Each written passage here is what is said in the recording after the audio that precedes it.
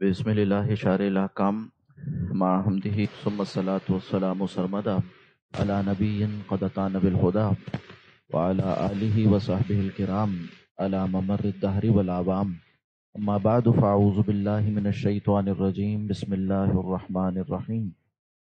ومن آياته منامكم بالليل والنهار وابتغاؤكم من فضله إن في ذلك لآيات لقوم يسمعون.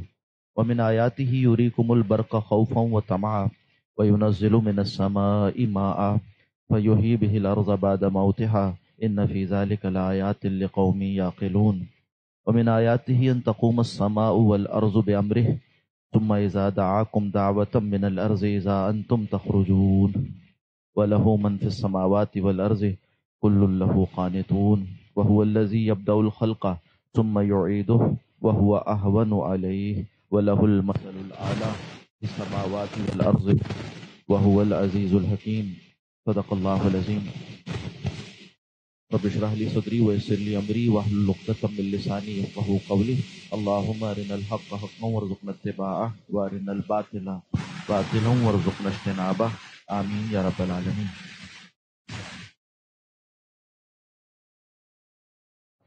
اللہ سبحانہ و تعالیٰ کے نام نامی سے آج ہم سورۃ الروم کے آیت نمبر 23 سے متعلق آغاز کر رہے ہیں. گزشتہ نشست میں مضامین سورۃ الروم کا تعارف کرواتے ہوئے بات عرض کی گئی تھی کہ اس میں اللہ سبحانہ و تعالیٰ نے اپنی آیات، اپنی نشانیوں کے ذریعے سے جو تذکیر کا سامان، نصیحت کا سامان ہمارے لیے جمع فرمایا. اس مقام پر ایک خاص شان اس کی ظاہر ہوتی ہے کہ 6 نشانیوں کو ایک ہی اسلوب کے ساتھ ایک ہی خاص انداز سے ذکر فرمایا. جیسے کہ ومن آیاتہ ومن آیاتہ، پہلی نشانی جس کا ذکر ہم پڑھ چکے ہیں وہ ہے ومن آیاتہ ان خلقکم من تراب، کہ اللہ نے تمہیں مٹی سے پیدا کیا اور اس کے بعد تمہارا سلسلہ تناسل جاری کر دیا اور بہت سے مرد اور عورت اور ان کے مابین مودت و رحمت کا تعلق اللہ نے پیدا فرما دیا. دوسری آیت کا جس کا یعنی دوسری نشانی کا ذکر فرمایا کہ من آیاتہ ان خلق لکم من انفسکم ازواجا، کہ تمہاری ہی نوع سے تمہاری زوجہ کو پیدا کیا. تیسری نشانی کا ذکر فرمایا کہ ومن آیاتہ خلق السماوات والارض، اللہ کی نشانیوں میں سے، بڑی بڑی نشانیوں میں سے یہ ہے کہ اس نے آسمان و زمین کو پیدا فرمایا. یہاں تک 3 نشانیاں ہم پڑھ چکے تھے گزشتہ نشست میں، اور ان 6 نشانیوں کو جو ایک خاص اسلوب یعنی ومن آیاتہ ہی کے آغاز سے واقع ہوئی ہیں، ان میں سے چوتھی نشانی سے آج انشاءاللہ ہم آغاز کریں گے. فرمایا کہ ومن آیاتہ منامکم باللیل والنہار، اللہ کی نشانیوں میں سے ایک نشانی یہ بھی ہے کہ اللہ سبحانہ و تعالی نے تمہارے لیے رات کو ایسا بنایا کہ اس میں تم سوتے ہو، والنہار، اور دن کو ایسا بنایا کہ اس میں وابتغاؤکم من فضلہ، کہ تم تلاش کرتے ہو اللہ کے فضل کو دن کے اوقات میں.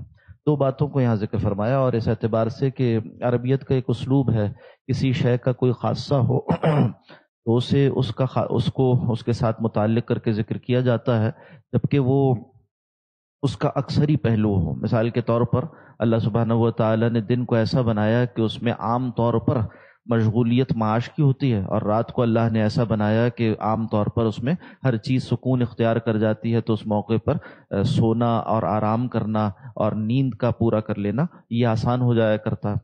اس کو بھی ایک نعمت کے طور پر یہاں پر گنوایا. اور مشاہدے کی بھی یہ بات ہے کہ انسان جتنی کوشش کر لے، نیند ایک ایسی شے ہے جس کو خود نہیں لا سکتا جب تک اللہ نہ چاہے. اور بعض اوقات علاج معالجے کے باوجود اور نیند کی گولیاں اور اس طرح کی چیزیں اختیار کرنے کے باوجود بھی جن کو یہ مرض ہو جائے کہ نیند ان کی روٹ جائے، وہ لا نہیں سکتے اسے واپس. تو یہ اللہ کا ایک فضل ہے. اللہ سبحانہ و تعالی نے انسان کو ایک عجیب و غریب شے سے روزانہ 2-4 کیا ہے، جسے قرآن حکیم موت کی بہن بھی بتلاتا ہے، جسے قرآن حکیم ایک چھوٹی موت سے بھی تعبیر کرتا ہے اور اسے وفات سے بھی تعبیر کرتا ہے کہ رات کو جب تم سو جاتے ہو تو اللہ سبحانہ و تعالی تمہاری روحوں کو وفات سے 2-4 کر دیتا ہے. اور اسی طرح سے مسنون دعا جو سوتے وقت کی ہے، اس میں اس بات کا تذکرہ بھی ہے کہ ہم اللہ سبحانہ و تعالی کے حکم ہی سے مرتے ہیں، اللہ ہی کے حکم سے اٹھتے ہیں، یعنی جی اٹھتے ہیں، زندہ ہو جاتے ہیں. تو اصل میں نیند ایک چھوٹا سا تجربہ ہے موت کا. موت میں انسان کے جسم سے اس کی جان بھی منتفع کر لی جاتی ہے، علیحدہ کر لی جاتی ہے، اور روح بھی اٹھا لی جاتی ہے. جبکہ نیند میں یہ ہوتا ہے کہ جان انسان کے اندر رہتی ہے، صرف روح کو اٹھا لیا جاتا ہے عارضی طور پر اور واپس لوٹا دیا جاتا ہے. تو نبی اکرم صلی اللہ علیہ وسلم سے جو مسنون دعائیں نیند کی یعنی سوتے وقت کی منقول ہیں، اس میں اس پوری نصیحت کے سامان کو جمع فرما دیا گیا. آپ صلی اللہ علیہ وسلم سے ایک دعا منقول ہے جس میں فرمایا کہ اس میں کا ربی وضعت جنبی، اے اللہ میں آپ ہی کے نام سے اپنے پہلو کو بستر سے لگاتا ہوں، بسم کا ربی وضعت جنبی و الیک ارفعہ، اور اے اللہ تیری حکم سے اسے اٹھاتا بھی ہوں، یعنی آپ کا حکم آتا ہے تو میں بیدار ہو جاتا ہوں۔ ان امسکتہا فرحمہا، اے اللہ اگر تو اسے روک رکھے اپنے پاس، یعنی یہ کہ موت سے دوچار کر دے نیند کے دوران، تو اس پر رحم فرما۔ وَإِنْ أَرْسَلْتَهَا فَحْفَظْهَا فِي عِبَادِكَ الصَّالِحِينَ، تو اس کی حفاظت فرما، اگر تو نے اس روح کو واپس بھیج دیا، یعنی واپس جسم میں یہ آ گئی، تو اس کی حفاظت فرما اپنے ان نیک بندوں کے ساتھ جن کو صالحیت کا وصف حاصل ہے۔ فَحْفَظْهَا فِي عِبَادِكَ الصَّالِحِينَ، تو اللہ اس کی حفاظت فرما نیک بندوں کے ساتھ۔ تو یہ جو روزانہ کا ایک تجربہ ہے کہ انسان موت سے دوچار ہوتا ہے اور پھر حیات سے دوچار ہوتا ہے، یعنی یہ کہ موت کی بہن نیند سے دوچار ہوتا ہے، اس سے اللہ سبحانہ و تعالیٰ اپنی ایک نشانی اور علامت بتلا رہے ہیں۔ قرآن حکیم کے ایک سے زیادہ مقامات پر اس بات کو بعد سے بعد الموت کے لیے بھی ایک دلیل کے طور پر پیش کیا گیا کہ جس طرح سے تم رات کو سوتے ہو اور صبح بیدار ہو جاتے ہو، اسی طرح سے تم ایک لمبی نیند یعنی موت سے دوچار ہو جاؤ گے، اور پھر اس کے بعد اللہ سبحانہ و تعالیٰ کا حکم آئے گا تو وہ تمہیں بیدار کر دے گا۔ اسی طرح سے جیسے کہ روز سو کر صبح بیدار ہوتے ہو، ایسی ایک لمبی موت یعنی نیند، ایک لمبی نیند ایک موت سے دوچار ہو کر قبروں سے بھی بیدار ہو کر اٹھا لیے جاؤ گے۔ وَإِلَيْهِ النُّشُورُ، روزانہ جو سوتے ہوئے دعا کرتے ہیں اس میں بھی یہ بات داخل ہے کہ جب ہم موت سے بیدار ہوں گے، یعنی اس موت سے جو کہ لمبی طویل موت ہے، تو پھر اللہ ہی کی طرف لوٹ کر جانا، میدان حشر میں جمع کیا جائے گا۔ یہاں اسے اللہ اپنی نشانی کے طور پر گنوا رہے ہیں کہ وَمِنْ آیَاتِهِ مَنَامُكُمْ بِاللَّيْلِ وَالنَّهَارِ۔ اس کا ترجمہ دو طرح سے کیا گیا۔ ایک ترجمہ یہ کیا گیا کہ من آیاتہ، اللہ کی نشانیوں میں سے ہے منامکم باللیل والنہار، کہ تمہارا سونا رات میں اور دن میں۔ یہاں سے یہ استدلال بھی کیا کہ جو دن میں سونے کی صورت ہے جیسے قیلولے سے تعبیر کیا گیا، اور نبی اکرم صلی اللہ علیہ وسلم نے فرمایا کہ قیلولہ اختیار کیا کرو۔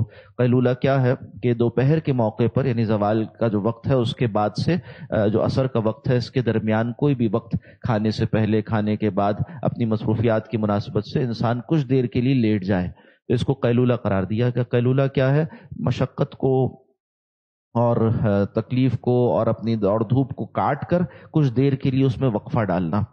اور اس کو نبی اکرم صلی اللہ علیہ وسلم نے فرمایا کہ قیلولہ کیا کرو کہ شیطان قیلولہ نہیں کرتا، اور فرمایا کہ اس کے ذریعے سے اپنے رات کے قیام پر مدد حاصل کیا کرو۔ تو اس کی فضیلت بھی واقع ہوئی۔ تو والنہار جو دن میں سونے کا ذکر آیا، اس کو مفسرین نے اس سے متعلق کیا کہ منامکم باللیل والنہار، رات میں تو رات کی نیند ہوتی ہے، اور والنہار سے مراد قیلولے کی نیند ہے۔ یا اس کے علاوہ بہت سی صنعتیں اور حرفتیں اور بہت سے پیشے اور پروفیشنز ایسے ہیں جس میں انسان رات کو مشغول ہوتا ہے کام میں، تو پھر اس کو دن میں نیند کا اختیار کر لینا، کہیں کسی کو یہ شبہ نہ ہو کہ دن میں سونا ناجائز ہو گیا۔ قرآن حکیم کی آیت میں اس بات کا بھی ذکر ہو گیا کہ منامکم باللیل والنہار، دن اور رات کے اوقات میں تمہارا سونا، دن کے اوقات میں یعنی شاذ کے درجے میں، اور منامکم باللیل یہ عموم کے اور اکثر کے درجے میں۔ پھر اس کے بعد فرمایا وابتغاؤکم من فضلی، یہ ایک نئی بات ہو گئی کہ اللہ کی نعمتوں میں سے ایک نعمت یہ بھی ہے۔ ایک نعمت تو ہو گئی یہ کہ اللہ دن میں بھی تمہیں نیند عطا فرما دیتے ہیں، اور رات تو نیند کے لیے بنائی ہے اللہ نے۔ دوسری نعمت یہ ہو گئی کہ وابتغاؤکم من فضلی، اور تم اللہ کا فضل تلاش کرتے ہو۔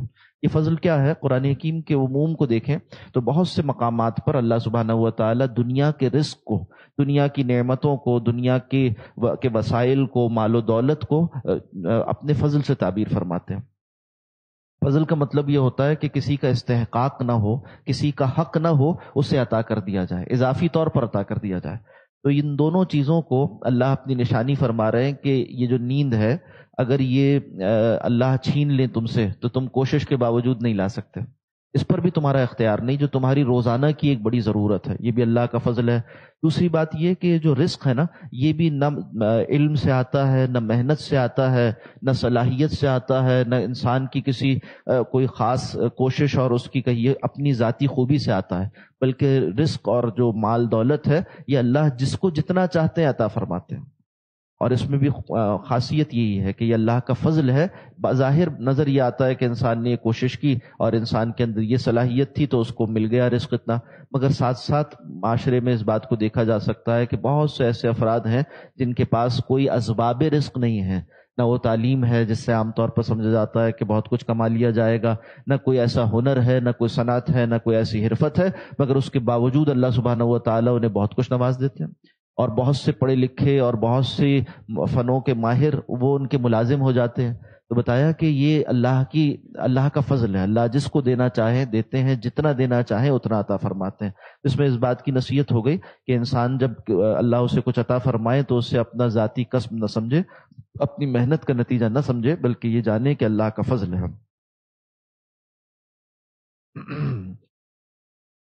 فرمایا کہ منامکم باللیل والنہار وابتغاؤکم من فضلی ان فی ذلک لآیات لقوم یسمعون، بے شک اس میں بھی عظیم نشانیاں ہیں ان لوگوں کے لیے جو سنتے ہیں۔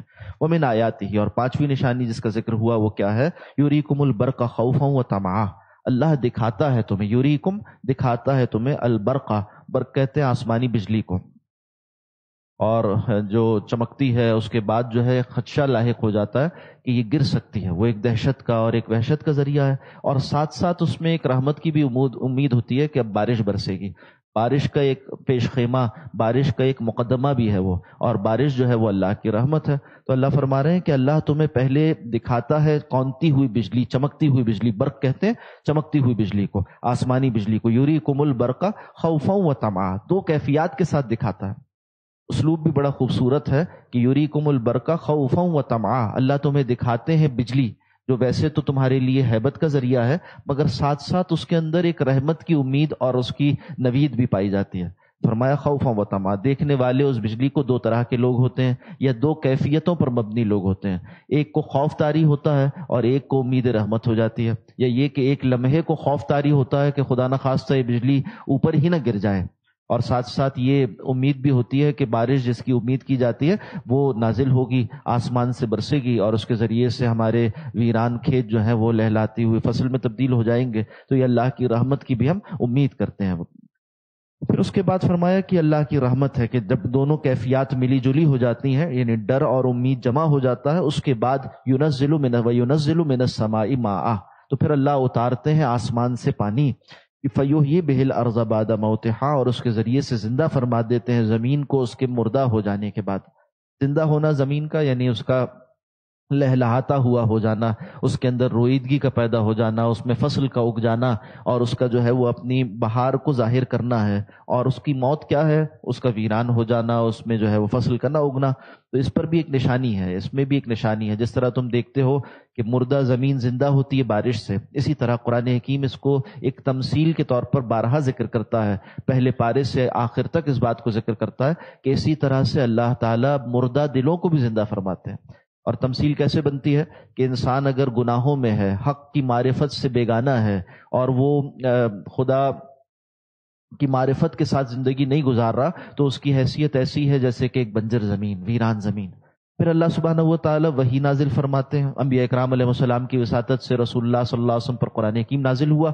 یہ ہے رحمت، جیسے باران رحمت بارش برستی ہے زمین پر، اسے زندہ کرتی ہے، اسی طرح سے مردہ دلوں کو زندہ کرنے والی شے وہ وحی باری تعالیٰ ہے، قرآن حکیم ہے، سنت رسول ہے علیہ صاحب الصلاۃ والسلام۔ اور جب یہ مردہ دلوں پر برستی ہے، یعنی یہ وہی اس کو زندہ کر دیتی ہے، اس کے اندر پھر لہلاتی ہوئی فصل آتی ہے، وہ اعمال صالحہ کی فصل ہے۔ اس طرح سے اللہ سبحانہ و تعالیٰ تمہیں نشانی دکھاتے ہیں۔ اسی طرح سے یہ کہ جس طرح دنیا میں انسان مر جائے گا، پھر اس کے بعد روز قیامت برآمد کیا جائے گا، اس سے اس بات کی طرف بھی اشارہ ہو گیا۔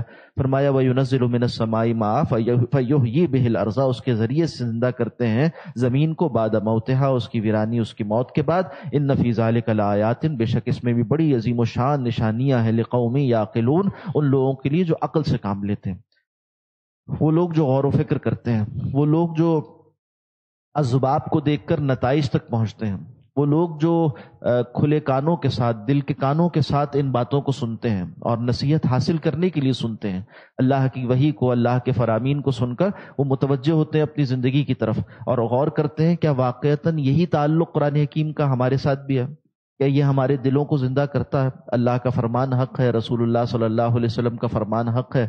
آپ صلی اللہ علیہ وسلم نے فرمایا کہ آگاہ ہو جاؤ کہ دل بھی مر جایا کرتے ہیں، مردہ ہو جایا کرتے ہیں، ان پر بھی زنگ آ جاتا ہے جیسے کہ لوہے پر زنگ آ جاتا ہے۔ صحابہ نے سوال کیا فما جلاؤہا یا رسول اللہ، ان دلوں کو جن پر زنگ آ جائے اس کو واپس پالش کرنے کا، سائیکل کرنے کا، چمکانے کا طریقہ کیا ہے؟ فرمایا کثرت ذکر الموت و تلاوت القرآن، کثرت کے ساتھ موت کو یاد کرنا اور کثرت کے ساتھ تلاوت قرآن کا اہتمام کرنا، یہ اصل میں مردہ دلوں کو زندہ کرتا ہے۔ تو کیا ہم بھی قرآن حکیم کے ساتھ، جس طرح زمین کا تعلق بارش سے ہوتا ہے، کیا ہمارے دلوں کا تعلق وہ قرآن حکیم کے ساتھ ہے کہ اسے پڑھ کر ہمارے دل جو ہے وہ ایمان میں اضافہ محسوس کریں، ہمارے دل جو ہے وہ لرز اٹھیں، اور اس سے نصیحت کا سامان ہمارے لیے بھی نصیحت بن جائے، ہمارے اندر بھی غور و فکر پیدا کر دے، ہمارے اندر بھی عمل کی ایک بہار لے کر آنے کا ذریعہ بن جائے؟ فرمایا اس میں نشانی ہے ان لوگوں کے لیے جو عقل رکھتے ہیں۔ ومن آیات ہی، اور یہاں چھٹی نشانی جو ایک خاص اسلوب پر اس مقام پر قرآن حکیم کا منفرد مقام ہوا کہ اسی اسلوب پر ومن آیات ہی کے اسلوب کے ساتھ آیات یہاں پر نشانیاں ذکر کی جا رہی ہیں، اس میں چھٹی نشانی ذکر ہوتی ہے ومن آیات ہی، اور اس کی بے پایہ نشانیوں میں سے یہ بھی ہے ان تقوم السماء والارض بامرہ، کہ آسمان اور زمین قائم ہیں اس کے حکم سے۔ ان تقوما، قائم ہے، السماء آسمان، والارض اور زمین، بامرہ اللہ ہی کے حکم سے۔ غور کرنے کی چیز ہے، ہم بڑی بڑی چیزیں دیکھتے ہیں اور بڑی حیرت میں مبتلا ہو جاتے ہیں۔ آج ہمارے مشاہدے کی اکثریت وہ انسان کی بنائی ہوئی چیزیں ہیں، اور بڑی بڑی عمارتیں دیکھتے ہیں تو کہتے ہیں کیا بات ہے، اس کا بنانے والا کتنا سمجھدار اور کتنا عظیم معمار ہے، اس کا آرکیٹیکٹ ایسا ہوگا، اس کا بنانے والا جو ہے وہ اتنا ماہر ہے، اور کہتے ہیں کہ دیکھو انسان نے کتنی ترقی کر لی اور کتنی ٹیکنالوجی جو ہے وہ آگے چلے گئی، اور اسی طرح کی باتیں۔ تو انسان کی ہی تعریف کرتے رہتے ہیں، اس سے ہوتا ہے، اور مادے کی تعریف کرتے رہتے ہیں، مخلوق کی تعریف کرتے رہتے ہیں۔ ہوتا کیا ہے، مادہ پرستی پیدا ہوتی ہے اور مخلوق سے ہونے کو دیکھتے ہیں، خالق سے ہونے کو نہیں دیکھ پاتے۔ قرآن حکیم بار بار ہمارا قبلہ درست کرتا ہے اور ہمارے مشاہدے کے رخ کو درست کرتا ہے، اور بتاتا ہے کہ دیکھو ذرا آسمان کو دیکھو اور اسی طرح سے زمین کو دیکھو، یہ کس خالق کی صنائی ہے، اس خالق نے اتنا بلند آسمان جو ہے وہ بغیر کسی ستون کے بلند کر دیا اور قائم رکھے ہوئے ہے۔ تمہاری بنائی ہوئی چیزیں وہ ان میں نقص ہو جاتا ہے۔ اس آسمان کو ذرا دیکھو اپنی نگاہ اٹھا کر، اور پھر سے اٹھا کر دیکھو نگاہ، کیا اس میں کوئی تمہیں فطور نظر آتا ہے؟ کیا اس میں کوئی خلل نظر آتا ہے؟ اور کتنے سو نہیں، سینکڑوں نہیں، ہزاروں سالوں سے یہ مشین اسی طرح چل رہی ہے، اس کائنات کے اس کام کو اللہ نے اسی طرح چلایا ہوا ہے، مگر اس آسمان میں کوئی بوسیدگی پیدا نہیں ہوتی، کوئی پرانا ہوتا نظر آتا ہے، یا یہ ہوتا ہے کہ یہ اپنے کام میں سست ہو جائے یا اس کے اندر کوئی خلل واقع ہو جائے، ایسا نہیں ہوتا۔ تو یہ اللہ کی صنائی ہے، اس کی خلاقی ہے، اس کو ذرا دیکھو، اسی کا حکم ہے صرف، اور اس کے لیے اتنا آسان ہے، بس اس نے حکم کیا کہ ہو جا تو وہ ہو گیا۔ تو کتنا عظیم خالق ہے، کتنا عظیم مالک ہے، اور قائم رکھے ہوئے بھی ہے، بنانے والا بھی ہے، اور آج بھی قائم رکھے ہوئے ان تقوم السماء والارض بامرہ۔ اور اسی طرح سے زمین کو اللہ نے پھیلا دیا، اس زمین کو تم دیکھتے ہو کہ بچھی ہوئی ہے، اور کس طرح اس میں اللہ نے راستے بنا دیے۔ اگر خشکی اور تری کے مابین راستے نہ رکھتا تو تم استفادہ کیسے کرتے، اور پانی سے کیسے فائدہ اٹھاتے، اور خشکی پر کیسے آتے؟ اور اگر پہاڑی سلسلوں کو ایسا مربوط کر دیتا کہ ان کے درمیان زمینی اور میدانی زمین نہ ہوتی تو تمہارا زمین کا ایک حصہ دوسرے حصے سے کٹ جاتا۔ قرآن حکیم کے مختلف مقامات پر اللہ نے ان باتوں کو ذکر کیا ہے کہ ہم نے تمہارے لیے زمین کے اندر راستے بنا دیے، پھر اسی طرح اس زمین کے نیچے بھی پانی رکھ دیا تمہارے لیے، اور اس زمین کو ایسا کر دیا کہ یہ لے کر تمہیں ڈھل نہیں جاتی، ڈھلک نہیں جاتی، اور اس پر تم چل سکتے ہو۔ اس کو ایسا بنایا کہ اس پر پیر جما کر انسان چل سکتا ہے۔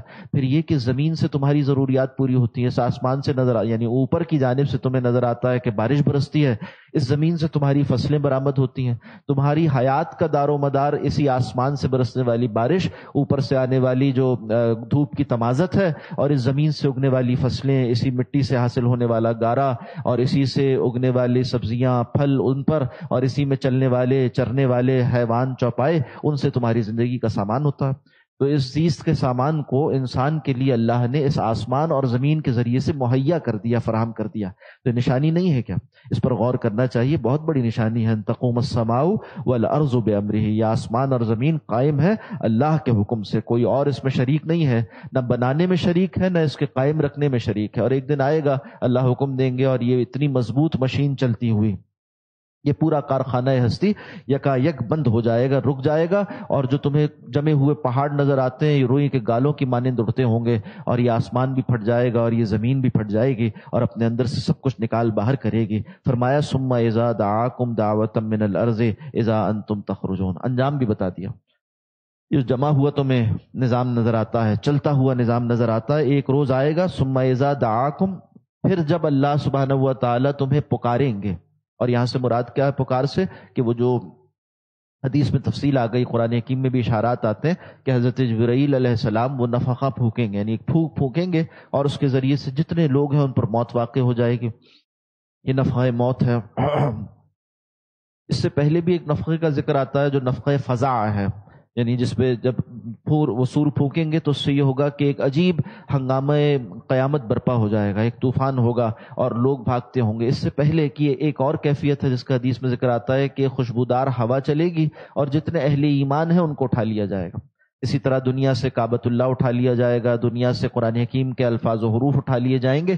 اب جو قیامت قائم ہوگی، اور قیامت کا جو کہیے کہ زلزلۃ الساعہ جسے کہا گیا، وہ صرف اشرار پر، شریر لوگوں پر قائم ہوگی۔ اب وہ سخت چیز ہے جس کو کہ سور کہتے ہیں، اور وہ پھونکا جائے گا، اس کے بعد سب پر ایک فضا کی کیفیت، اور ہر کوئی دوڑتا ہوگا، دیوانہ ہوگا، اور ہر شے جو ہے وہ ایک دوسرے سے ٹکراتی ہوگی۔ اس کے بعد پھر وہ جیسے کہ اٹھانے کی نفخہ بعث کہتے ہیں، اس کی کیفیت آئے گی۔ نفخہ موت ہے، سب کو مار دیا جائے گا، پھر نفخہ بعث ہے، اٹھایا جائے گا، سب کو زندہ کیا جائے گا۔ اس پر پھر قبروں سے بھی بقیہ افراد برآمد ہو جائیں گے، اور سب پھر اس کے بعد دوڑتے ہوں گے میدان حشر کی جانب۔ تو فرمایا ثم اذا دعاکم دعوتن، پھر ایک پکارنا ہوگا تمہیں بس۔ ثم اذا دعاکم، پھر جب وہ پکارے گا، ایک بار کا پکارنا، یعنی اللہ کے لیے اتنا آسان ہے اس قیامت کے موقع کو۔ الساعہ، جسے بڑی گھڑی کھڑا قرار دیا گیا اس کائنات کی، من الارض اذا انتم تخرجون، زمین میں سے تم برآمد ہو جاؤ گے، اذا انتم تخرجون، تو ناگاہ تم باہر نکل آؤ گے۔ یہاں پر دو اذا واقع ہوئے، پہلا جو ہے وہ تو شرطیہ ہے، ثم اذا دعاکم، جب کے معنی میں کہ جب تمہیں پکارا جائے گا تم باہر آ جاؤ گے، اور دوسرا اذا انتم تخرجون، یہ فجائیہ ہے۔ مفسرین کہتے ہیں فجائیہ سے مراد کیا ہے؟ عربی میں اذا کے ایک معنی یہ بھی آتے ہیں کہ یک بارگی، ناگاہ سے اردو میں آپ نے اکثر دیکھا ہوگا مفسرین ترجمہ کرتے ہیں کہ یکا یک اور اچانک اور بغیر کسی اطلاع کے۔ وہ دن ایسا ہے جو یک بارگی قائم ہو جائے گا، اس کی اطلاع نہیں کی گئی۔ اللہ نے نہ کسی نبی مرسل کو بتلایا کہ قیامت کب آنے والی ہے، نہ کسی مقرب فرشتے کو بتلایا کہ قیامت کب آنے والی ہے۔ حضرت جبرائیل علیہ السلام نے آ کر سوال و جواب کے انداز میں بعض باتیں جو تلقین کی، حدیث میں ذکر آتا ہے اس بات کا، کتاب الایمان مشکات میں بھی روایت ہے کہ قیامت کب آئے گی، تو آپ صلی اللہ علیہ وسلم نے فرمایا کہ نہ پوچھنے والا اس سے واقف ہے، اور نہ جو ہے وہ جس سے پوچھا جا رہا ہے وہ اس سے واقف ہے۔ نہ حضرت جبرائیل کو اللہ نے اس کا علم دیا، نہ رسول اللہ صلی اللہ علیہ وسلم کو اس کا علم دیا کہ قیامت کب آنے والی ہے۔ اللہ نے اسے چھپا رکھا ہے۔ ہاں وہ ایک موقع ہوگا، اذا یکبارگی، اذا انتم تخرجون، یکبارگی تم نکال باہر کیے جاؤ گے، تخرجون اپنی قبروں سے برآمد کر لیے جاؤ گے، جمع کر لیے جاؤ گے، جہاں کہیں بھی ہوگے ایک میدان حشر میں لائے جاؤ گے۔ اور یہاں تقدیم و تاخیر واقع ہوئی ہے عبارت کے اعتبار سے، معنی یعنی ترکیب کلام ایسے ہے کہ اذا انتم تخرجون من الارض، زمین میں سے تم برآمد کر لیے جاؤ گے۔ وَلَهُ مَن فِي السَّمَاوَاتِ وَالْأَرْضِ، اور اللہ ہی کے لیے ہے جو کوئی آسمانوں میں ہے اور جو زمین میں ہے، یعنی جو کچھ ہے آسمان و زمین میں، اس کی قدرت، اس کی بادشاہت، اس کا خالق بھی اللہ ہے اور اس کی قدرت بھی اللہ ہی کے پاس ہے، اور وہی اس کا بادشاہ حقیقی ہے۔ كُلٌّ لَهُ قَانِتُونَ، اور سب اسی کے آگے فرما بردار ہیں۔ قنوت کے معنی ہوتے ہیں جب غلام ہاتھ باندھ کر اپنے آقا کے سامنے کھڑا ہو اور اس کے حکم کی بجاوری کے لیے وہ ہمتن گوش ہو۔ یہ قنوت کی کیفیت صرف انسانوں کی نہیں، صرف فرشتوں کی نہیں، بلکہ کل مخلوقات کی ہے۔ ہاں فرق اتنا ہے کہ بعض جو ہے وہ اپنے دائرہ اختیار میں، جن کو اختیار دیا گیا، جن و انس کو اختیار دیا گیا، فرشتوں کو اختیار نہیں دیا گیا، تو وہ ہر وقت ویسے ہی حاضر باش ہیں اور ہر حکم کی بجاوری کے لیے موجود ہیں۔ ان کو یہ یارہ نہیں کہ وہ اختلاف کریں، ان کو یہ اختیار نہیں کہ وہ نافرمانی کریں۔ لا یعصون اللہ ما امرہم ویفعلون ما یؤمرون، وہ اختلاف نہیں کر سکتے، وہ نافرمانی نہیں کر سکتے اس کی جو اللہ انہیں حکم دے، اور جو اللہ حکم دیتا ہے اس کو وہ انجام دیتے ہیں۔ انسان کو اور جنوں کو اللہ نے ایک اختیار کا دائرہ دیا ہے، وہ بھی بہت محدود سا ہے۔ ویسے تو وہ اسی کے تابع حکم ہے، اور کافر بھی اللہ ہی کے تابع حکم ہے۔ جب اللہ حکم کرے گا انہیں پیدا ہونا ہے، جب اللہ حکم کرے گا انہیں مر جانا ہے، اور ان کی بھی زندگی کے اکثر معاملات اسی طرح سے تقدیر میں طے ہیں جیسے کہ مسلمانوں کے طے ہیں۔ پھر مسلمان جو ہے وہ فرما برداری اختیار کر لیتا ہے، اس کا دائرہ اطاعت بڑا ہو گیا بنسبت کافر کے۔ پھر اس کے بعد مسلمانوں میں سے جو نافرمانی کریں وہ اس دائرہ اطاعت کے اندر رہتے ہوئے بھی نافرمان ہوئے، اور پھر اس کے بعد جو فرما بردار ہوئے ان کا دائرہ اطاعت اور زیادہ جامع اور کامل ہو گیا۔ تو اللہ فرما رہے ہیں کہ اصلاً تو ساری مخلوقات آسمان و زمین کی وہ اللہ کی فرما بردار ہے۔ کل لہ قانتون، ہر کوئی اسی کے سامنے فرما بردار ہے۔ جن چیزوں کو ہم حواس والا جانتے ہیں وہ بھی، اور جن کو ہم حواس والا نہیں جانتے جیسے کہ زمین ہے، جیسے کہ آسمان ہے، یہ سب بھی اللہ ہی کے حکم کے تابع ہیں۔ اس دن اللہ فرمائیں گے کہ آ جائیں، ہر کوئی حاضر ہو جائے، تو وہ سب کہیں گے ہم حاضر ہو گئے. یعنی آسمان کو بھی زمین کو بھی حکم دیں گے جس طرح سے، وہ اسی طرح سے اپنے معاملات کو، اپنی بات کو، اپنے آپ کو اسی طرح سے کر لیں گے جیسے اللہ چاہیں گے. وَهُوَ الَّذِي يَبْدَأُ الْخَلْقَ، وہی اللہ جس نے پہلی بار پیدا کیا، وہی اللہ جو پیدا کرنے والا ہے پہلی بار کا. مزیدار بات یہ ہے کہ نوع انسانی میں سے کوئی ایسا پیدا نہیں ہوا جس نے یہ کہا ہو کہ میں اپنا خالق آپ ہوں، میں نے اپنے آپ کو خود بنایا ہے، بلکہ ہر کوئی یہ مانتا ہے کہ خالق کوئی اور ہے. اور جب یہ مانتے ہو کہ خالق کوئی اور ہے اور اس میں وہ یکتا ہے، اور ایسا ہو نہیں سکتا کہ اس کے ساتھ کوئی شریک ہو، اس لیے کہ اگر دو خالق ہو جائے تو پھر یہ مسئلہ ہے کہ ان میں سے ایک کا خالق کون ہے. تو ماننا پڑے گا کہ آخرکار خالق کے حقیقی خالق ایک ہی ہے. تو سارے، چاہے وہ مشرکانہ تہذیب والے ہوں اور مشرک ہوں اور دیگر مذاہب والے ہوں، وہ سب یہ مانتے ہیں کہ ایک ہی خالق ہے، اور وہی ہے جس نے پہلی بار تخلیق کیا ہے. تو اس بات کو جو ایک کہیے کہ انسان کی فطرت میں اور عقل کے اعتبار سے ایک مسلمہ حیثیت کی حامل تھی، اسے ذکر کر کر آگے دلیل کو بڑھایا گیا. وَهُوَ الَّذِي يَبْدَأُ الْخَلْقَ، وہی ہے جو پہلی بار تخلیق کو، مخلوق کو پیدا کرتا ہے. ثُمَّ يُعِيدُهُ، یہاں تک تو مانتے تھے کہ وہی پیدا کرنے والا ہے. اب یہ وہ بات ہے جو نہیں مانتے، اسے منوایا جا رہا ہے کہ وہی پھر دوبارہ پیدا کرے گا. مشرکین مکہ سے اولن خطاب ہے تو وہ یہ مانتے تھے کہ پہلی مرتبہ کا پیدا کرنے والا اللہ ہے. سورہ نام میں یہ اسلوب واقع ہوا. بارہا سوال کیا اللہ نے کہ بتاؤ کون ہے خالق آسمان کا، تو پھر جواب دیا گیا کہ وہ یہی کہیں گے کہ اللہ خالق ہے. کس نے تمہیں پیدا کیا؟ کہیں گے اللہ نے پیدا کیا. تو پھر سوال ہوتا ہے کہ پھر تم کہاں سے پھرے جاتے ہو، کہاں سے بہکائے جاتے ہو؟ اگر مانتے ہو کہ خالق وہ ہے تو اسی کی ماننی چاہیے. اور دوسری بات یہ کہ جب یہ مانتے ہو کہ پہلی مرتبہ کچھ نہ ہونے سے اس نے تخلیق کیا ہے، تو دوسری مرتبہ کا تخلیق کرنا اور دوسری مرتبہ کا اٹھایا جانا اور آخرت کی جواب دہی کے لیے واپس تمہیں اٹھا کھڑا کرنا، اس کے لیے کون سا مشکل ہو گیا؟ بہت آسان ہے. فرمایا ثم یعید، پھر وہی دوبارہ پیدا کرے گا. وہو اہون علیہ، اور یہ دوسری مرتبہ کا پیدا کرنا تو اس کے لیے بہت ہی آسان ہے. ظاہری معنی تو یہ ہوئے. باقی مفسرین نے لکھا، اور یہ عقیدے کی بات ہے، کہ اللہ سبحانہ و تعالی کے لیے دوسری مرتبہ کا پیدا کرنا پہلی مرتبہ سے پیدا کی نسبت پیدا کرنے میں آسان نہیں ہے، اتنا ہی ہے. یعنی پہلا بھی آسان تھا، دوسرا بھی آسان ہے. یہاں جو بات کی جا رہی ہے وہ مخاطب کی رعایت سے کی جا رہی ہے. یعنی انسان کا یہ تجربہ ہے کہ اسے کوئی شے بنانے میں پہلی مرتبہ دقت ہوتی ہے اور دوسری مرتبہ وہ شے آسان ہو جاتی ہے، اس لیے کہ پچھلا تجربہ ہو چکا. اب وہ نئے اس تجربے کو کام میں لاتے ہوئے دوسری مرتبہ آسانی سے اسی کام کو کر لیتا ہے. تو کہا جب تم حقیر مخلوق ہو اللہ کی، تمہارا تجربہ یہ ہے کہ ایک مرتبہ جب کسی شے کو بنا لیا تو دوسری مرتبہ بنانا آسان ہے، تو اللہ تو تمہارا بھی خالق ہے اور اسے تمہاری صلاحیت تخلیق پر قیاس نہیں کیا جائے گا. اس کے لیے جتنا آسان پہلی مرتبہ کا تھا دوسرا بھی اتنا ہی آسان. اور جب پہلی مرتبہ کا پیدا کرنا اس کے لیے آسان تھا تم مانتے ہو، تو پھر یہ کیوں انکار کرتے ہو کہ دوسری مرتبہ وہ کیسے پیدا کرے گا؟ تو کہا مشرکین نے ان کے اقوال نقل ہوئے قرآن میں، ہیہات لما توعدون، یہ دوسری مرتبہ کو اٹھایا جانا دور کی بات ہے، دور کی بات ہے. کس بات کا تم سے وعدہ کیا جاتا ہے؟ یہ ایسا کہہ کر جھٹلایا کرتے تھے رسول اللہ صلی اللہ علیہ وسلم کی تلقین کو اور آپ کے سکھائے ہوئے عقائد کو. تو بتایا جا رہا ہے کہ تم بے عقلی سے دوچار ہو، اور تمہارا یہ خیال کہ دوبارہ نہیں اٹھایا جائے گا یہ محض تمہارے نفس کی خواہش ہے، اس لیے کہ تم چاہتے ہو کہ جو کچھ تم نے دنیا میں کیا ہے اس کا نتیجہ تمہیں نہ دیکھنا پڑے، اس لیے تم باس بعد الموت کو، روز قیامت کی حاضری کا انکار کرتے ہو. جبکہ اللہ کے لیے تو بہت آسان ہے کہ وہ تمہیں دوبارہ اٹھا کھڑا کرے. وَلَهُ الْمَثَلُ الْأَعْلَىٰ، اور اسی کے لیے ہے اعلیٰ مثال یا اس کی اعلیٰ شان، فِي السَّمَاوَاتِ وَالْأَرْضِ، آسمانوں میں اور زمین میں، یعنی اس سے اعلیٰ شان کا حامل کوئی نہیں ہے. یہاں جب لفظ مثل واقع ہوا نا، تو اللہ سبحانہ و تعالیٰ کے لیے بھی لفظ استعمال ہوتا ہے، مخلوق کے لیے بھی استعمال ہوتا ہے. مفسرین نے لکھا کہ اللہ کے لیے جب استعمال ہو تو اس کا مطلب مثال کے نہیں ہوتے، اس لیے کہ قرآن حکیم خود کہتا ہے کہ لا تضربوا للہ الامثال، اللہ کے لیے مثالیں بیان نہ کرو. اور اللہ کے لیے مثال جب بھی بیان کی جاتی ہے تو کسی دوسری شے کو اس کا ممثل بنایا جاتا نا. ایک مثال ہے، ایک ممثل لہو ہے، ایک اس کی یعنی تمثیل ہے، اس کے کچھ ادوات ہیں، یعنی ایک شے کو دوسری شے کی مثال بنائی جا رہی ہے. تو مثال تو تبھی بنائی جاتی ہے جب اس جیسی دوسری شے موجود ہو، اور اللہ تو خالق ہے، بقیہ سب مخلوق ہے، تو اس جیسا تو کوئی ہو نہیں سکتا. اور دوسری بات یہ کہ جس شے کو بھی مثال بنایا جائے گا وہ لازماً اس سے کہتر ہوگی، یعنی نیچے ہوگی، بہتر نہیں ہو سکتی. تو جب اللہ کے لیے کسی شے کو مثال بنایا جائے گا تو وہ کیا ہوگا کہ اس سے کمتر شے ہوگی، اور یہ اس کی تعریف کا اسلوب نہیں ہے.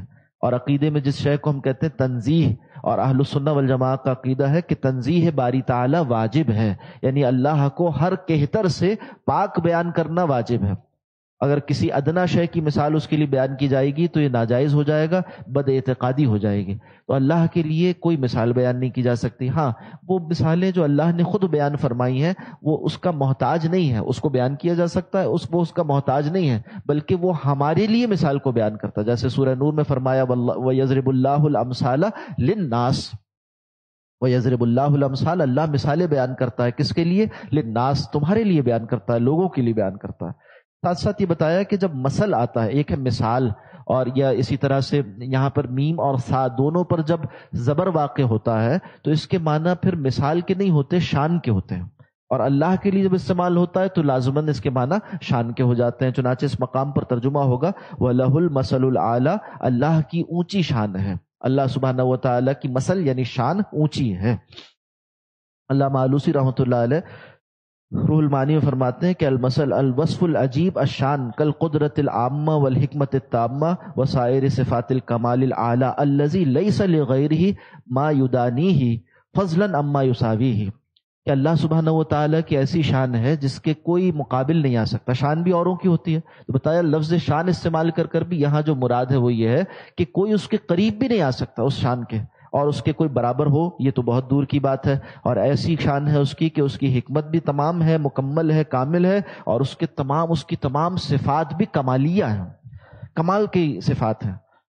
ایک صفت ہوتی ہے جو صفت عارضی ہوتی ہے، صفت عطائی ہوتی ہے، مثال کے طور پر انسان بھی خالق ہے، تخلیق کرتا ہے، چیزیں بناتا ہے، مگر یہ اس کی ذاتی صفت تو نہیں ہے۔ اللہ نے اسے ایک علم دیا اور حواس دیے اور یہ اعضاء دیے جس سے وہ کچھ بنا لیتا ہے، تو یہ تخلیق کی صفت تو اللہ نے عطا کی ہے، مگر اللہ کی بھی صفت کمال، اللہ کی بھی صفت تخلیق ہے، وہ حالت کمال میں ہے، اس میں کوئی نقص نہیں ہے۔ انسان کی صفت تخلیق میں نقص بھی ہوتا ہے اور عارضی ہے، آج یہ تخلیق کر سکتا ہے، کل کو قوا کمزور ہو جائیں گے، یادداشت اگر چھین لی گئی یا ذہن ٹھکانے نہ رہا تو کچھ بھی نہیں کر سکتا، سب کچھ زائل ہو گیا۔ مگر اللہ کی صفت ایسی ہے، اس میں دوام ہے، الآن کما کان، جیسا وہ اس وقت ہے ویسا ہی ہمیشہ سے تھا، اور جیسا ہمیشہ سے ہے ویسا ہی ہمیشہ رہے گا، نہ اس میں کوئی زوال ہے، نہ اس میں کوئی جدت پیدا ہوتی ہے، نہ اس میں کوئی تبدیلی واقع ہوتی ہے۔ اللہ کی شانیں، اللہ کے صفات جیسی تھی ویسی ہی ہمیشہ رہنے والی ہیں، اس کی ذاتی ہیں، کسی اور نے اسے عطا نہیں کی، کبھی زائل ہونے والی نہیں،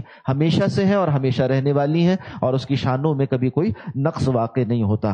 فرمایا کہ اس کی شان کیا ہے؟ وَلَهُ الْمَثَلُ الْأَعْلَىٰ، اس کی شان اعلیٰ ہے، فِي السَّمَاوَاتِ وَالْأَرْضِ، زمین و آسمان میں، زمین و آسمان بھی اس کی مخلوق ہے، یعنی بتایا جا رہا ہے تم جو کچھ سوچ سکتے ہو، تمہاری فکر، تمہاری سوچ، تمہارا خیال، وہ اس کاسموس، اس کائنات سے متعلق ہے، اسی کو ذکر کر دیا۔ وَهُوَ الْعَزِيزُ الْحَكِيمُ، اور وہ بڑا زبردست خوب حکمت والا ہے۔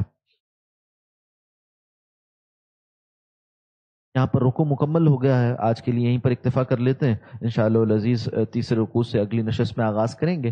آج آیت نمبر 27 تک مطالعہ مکمل ہوا، آیت نمبر 28 سے اگلی نشست میں انشاءاللہ آغاز کریں گے، جس میں مزید توحید کے دلائل دیے گئے اور صفات کمالیہ اللہ سبحانہ و تعالیٰ کی جس کا یہاں ذکر آیا، آگے مزید صفات کو ذکر کیا جاتا ہے۔ اقول قولی ھذا واستغفر اللہ لی ولکم ولسائر المسلمین والمسلمات۔ دعا فرما لیجیے۔ الحمد للہ الذی ہدانا لہذا وما كنا لنہتدی لولا ان ہدانا اللہ ربنا لا تزغ قلوبنا بعد اذ ہدیتنا وہب لنا من لدنک رحمہ انک انت الوہاب اللہم اقسم لنا من خشیتک ما تحول به بیننا وبین معصیتک ومن طاعتک ما تبلغنا به جنتک ومن الیقین ما تحون علینا مصائب الدنیا ومتعنا باسمائنا وقواتنا ما احییتنا اللهم لا تجعل الدنيا أكبر همنا ولا مبلغ علمنا ولا غاية رغبتنا اللهم لا تسلط علينا من لا يخافك ولا يرحمنا اللهم وفقنا لما تحب وترضى اللهم وفقنا لما تحب وترضى اللهم وفقنا لما تحب وترضى من القول والفعل والنية۔ دعا فرمائیے اللہ سبحانہ و تعالی تمام مریضوں کو صحت عطا فرمائے، شفاء کاملہ عطا فرمائے۔ ہمارے جناب سلمان اشرف صاحب کی آنکھ کا آپریشن ہوا، دعا کیجیے اللہ ان کو صحت کاملہ عطا فرمائے۔ بھائی طاہر بن حسیب صاحب کے فرزند ہسپتال میں داخل ہیں، دعا فرمائیے اللہ صحت کاملہ عطا فرمائے۔ اسی طرح سے بھائی زبیر احمد صاحب کے والد صاحب ہسپتال میں داخل ہیں، دعا فرمائیے اللہ تعالیٰ ان کو صحت کاملہ عطا فرمائے۔ حضرت شیخ الاسلام حضرت مولانا مفتی تقی عثمانی صاحب دام برکاتہم علیل ہیں، 2 ہفتوں سے، دعا فرمائیے اللہ سبحانہ و تعالیٰ حضرت کو کامل صحت عطا فرمائے، شفاء کاملہ عطا فرمائے، صحت دامہ عطا فرمائے۔ وصلی اللہ علی النبی الامی وعلی آلہ وصحبہ اجمعین، آمین یا رب العالمین۔